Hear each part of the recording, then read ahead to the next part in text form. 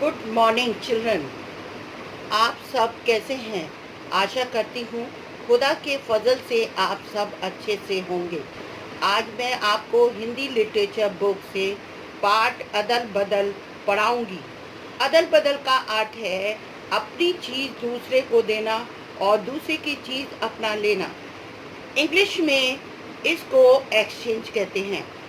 मैं इस पाठ में हर पैराग्राफ को पढ़ूंगी और फिर उसको समझाऊंगी। इसलिए सभी छात्र अपनी हिंदी लिटरेचर बुक मेधा निकाल लें। पाठ का नाम है अदल बदल। मैं पाठ को पढ़ना शुरू कर रही हूँ, जो इस प्रकार से है। होली की सुहानी शाम थी। बच्चे मोहल्ले के बीच में लगे नीम के पेड़ के नीचे इकट्ठे हुए थे। वे एक दूसरे पर धूल उड़ा रहे थे और खेल रहे थे। इतने में वहाँ अमृत और इसब आ पहुँचे। उन्होंने एक दूसरे के कंधे पर हाथ रखा हुआ था। दोनों ने एक जैसे नए कपड़े पहने थे।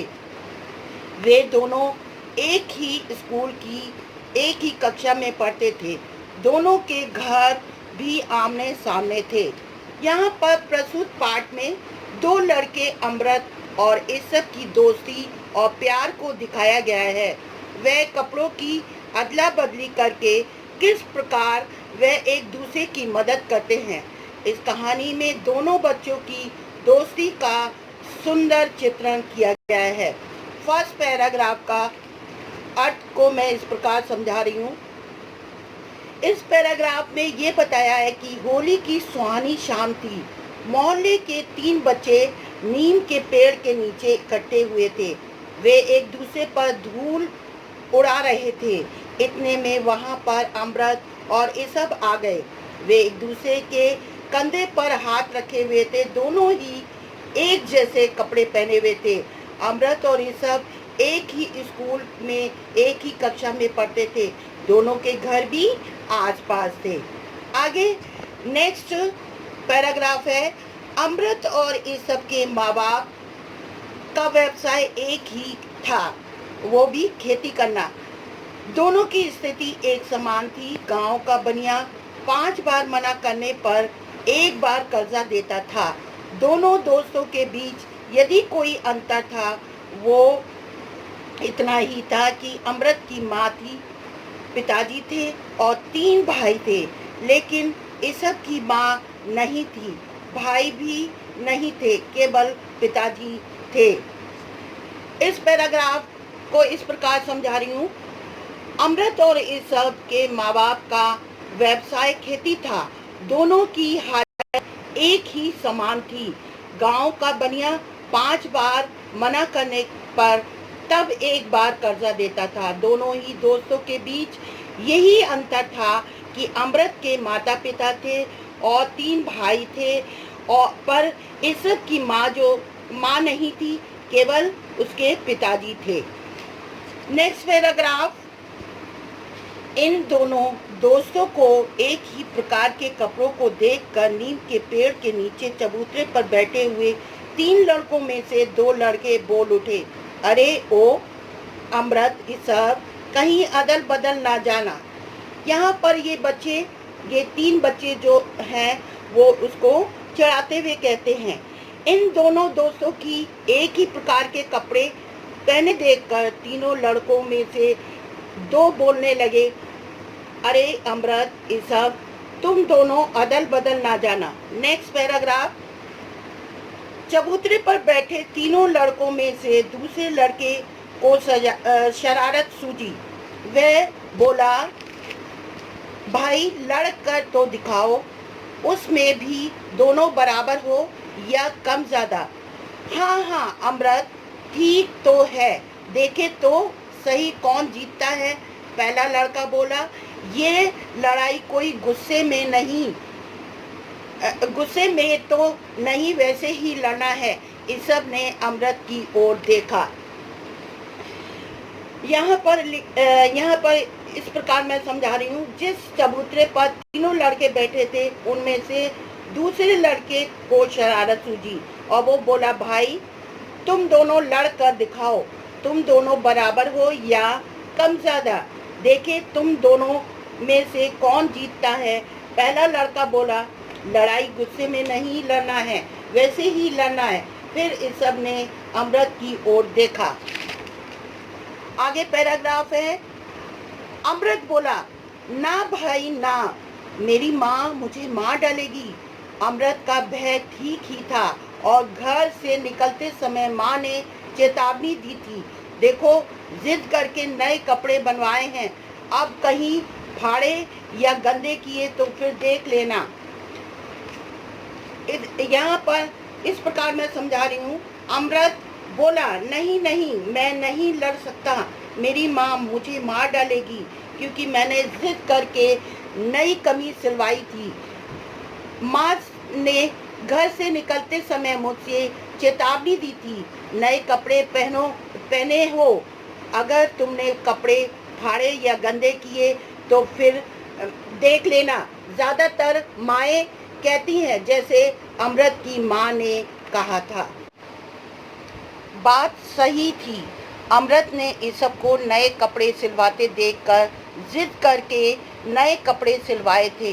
इन कपड़ों के लिए वह स्कूल नहीं गया था, खाना नहीं खाया था और रात को घर पर सोया तक नहीं था। यहाँ पर मैं समझा रही हूँ कि अमृत ने जिद करके, जब उसने ये देखा कि इस सब ने नए कपड़े सिलवाए हैं तो उसने भी सिलवाए, और इसलिए उसने अपने नए कपड़े सिलवाने के लिए इस दिन वो स्कूल भी नहीं गया था और खाना भी नहीं खाया था और रात को अपने घर भी नहीं सोया था। इस सब के बाद इस सब की तरह सज धज कर गाँव से निकला हुआ अमृत ऐसा काम कैसे कर सकता था जिससे उसके कपड़ों को कोई नुकसान हो, और फिर लड़ाई भी इस सब के साथ। इतने में उस टोली से एक शरारती लड़का आगे निकलकर सीधा अमृत के पास गया और उसके गले में हाथ डालकर कहा, तो फिर चल हम दोनों मिट्टी में खेलते हैं, और उसे खुली जगह पर खींच कर ले गया। लेकिन अमृत खेलना नहीं चाहता था, वह तो उससे छूटने की कोशिश करने लगा। छोड़ दो मुझे नहीं खेलना, देख ले कालिया मना कर रहा हूँ। इस पैराग्राफ को मैं इस प्रकार से समझा रही हूँ। अमृत इस सब की तरह नए कपड़े पहनकर गांव में निकला था। भला वो नए कपड़े कैसे खराब कर सकता था, और वह लड़ाई अपने दोस्त इस सब के साथ। इतने में टोली से एक शरारती लड़का आगे निकलकर अमृत के गले में हाथ डालकर बोला, तो फिर चल हम दोनों ही मिट्टी में खेलते हैं, और उसे खींच कर ले जाने लगा। परंतु अमृत नहीं जाना चाहता था। वह उससे कहने लगा, मुझे छोड़ दे कालिया, पर मैं मिट्टी में नहीं खेलना चाहता हूँ, देख मैं मना कर रहा हूँ। आगे पैराग्राफ।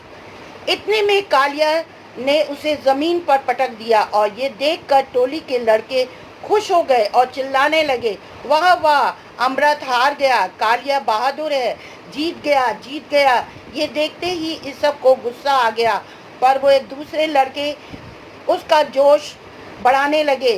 फिर तो दोनों की कुश्ती शुरू। दोनों ऐसे लड़े कि नीचे गिरा हुआ कालिया फूट फूट कर रोने लगा। दूसरे लड़कों ने देखा कि हंसी मजाक का खेल उल्टा ही हो गया।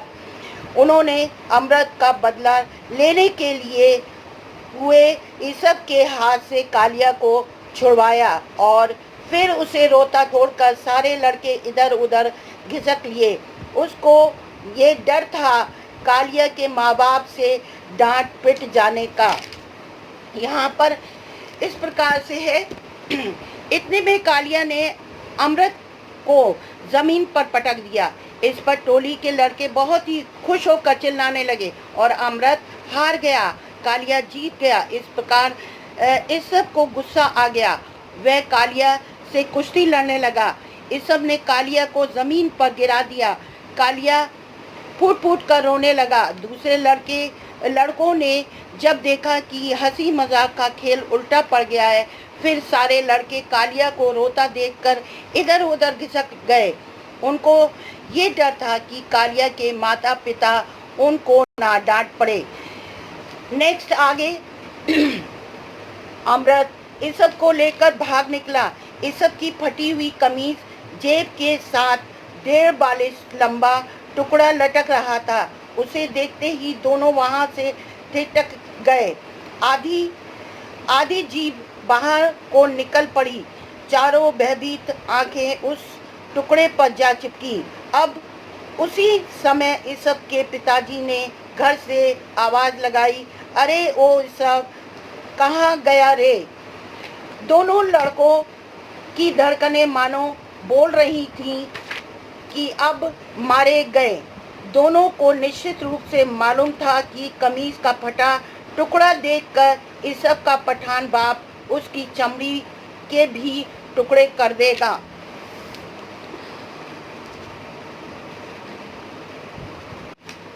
इस पैराग्राफ को इस प्रकार मैं समझा रही हूँ। अमृत इज़्ज़त को लेकर भाग निकला। इज़्ज़त की कमीज जेब के साथ 1.5 बालिश कपड़ा लटक रहा था। इसे देखकर दोनों वहीं रुक गए। दोनों की आंखें उस फटी कमीज पर टिक गईं। उसी समय इज़्ज़त के पिता ने आवाज लगाई, अरे इज़्ज़त, कहाँ गया रे? दोनों बच्चे डर जाते हैं और दोनों सोचते हैं कि कमीज का फटा टुकड़ा देखकर इज़्ज़त के पिता उसकी चमड़ी के टुकड़े कर देंगे। यहाँ पर मैं कुछ कठिन शब्द दे रही हूँ और उन शब्दों को 5-5 बार लिखना है। ऊपर हेडिंग डालेंगे, कठिन शब्दों को 5 बार अपनी रफ कॉपी में याद करके लिखिए। पहला शब्द है सुहावनी, मोहल्ले, इकट्ठे, व्यवसाय, चेतावनी, बालिश, संकोच, आनंद, स्नेह, परस्पर, मुखिया, खिताब, घोषणा, दुलारते, मिचकाते।